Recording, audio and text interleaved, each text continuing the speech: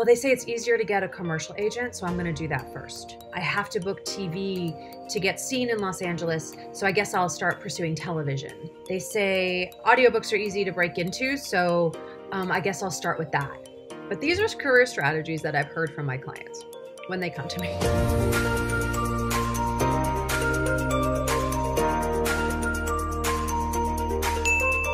Hi there, Jody Bentley here, actor and branding and career coach for actors. And today I want to talk about career strategy. Let me know if this has been your strategy at some point in your career. Well, they say it's easier to get a commercial agent, so I'm going to do that first. They say I have to book TV to get seen in Los Angeles, so I guess I'll start pursuing television, even though I want to do film. They say audiobooks are easy to break into, so I guess I'll start with that. They say TV's too hard if you don't have an agent, or if it's just too hard in general, so I'm just going to do films. Now, I know I even contradicted myself in there, but these are career strategies that I've heard from my clients when they come to me. The strategies, the stories we make up about, well, must be easier, so I'm going to just do that. And look, I get it. I've fallen prey to that. When I started producing, one of my first features was a horror film because I was told it's easier to sell a horror film. It's easier to get distribution on a horror film. And so I did it. And I don't like horror films, you guys. I don't watch horror. It scares me. I don't like being scared.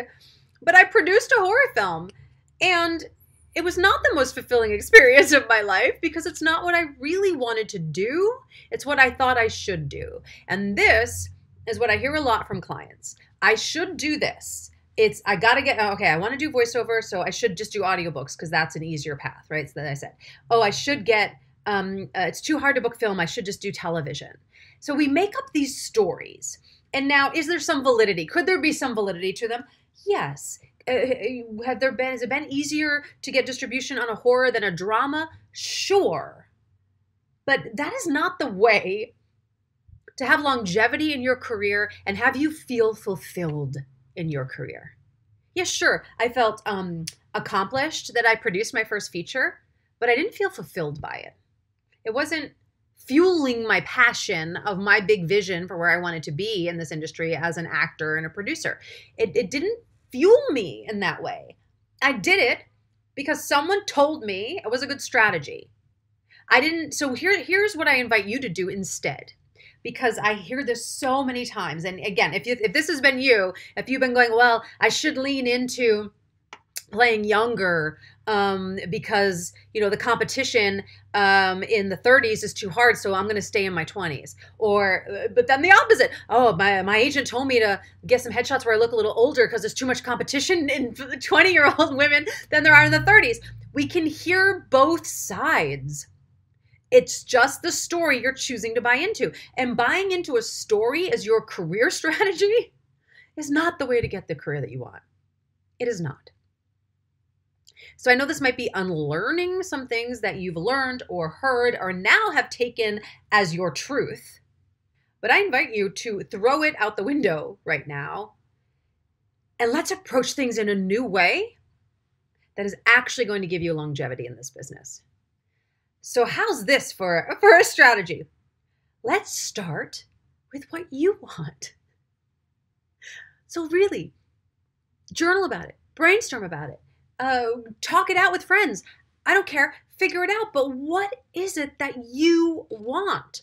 So my journey as a producer, again, I was producing like genre films. I produced a horror film. And then I had to take a step back and go, I am not fulfilled. This was supposed to be something to support me as an actor. And I'm not really happy with it right now. Why? What do I want? What stories do I want to tell? What's the vision that I see for myself as a producer and an actor? Then I finally got clear on it. Then I started attaching myself to projects and producing projects that was in alignment with that. And it was stories that raise human consciousness, that are about something, that make people question and think. And that can be in comedy, that can be in drama. Hell, that could even be in horror if that's what I chose to do.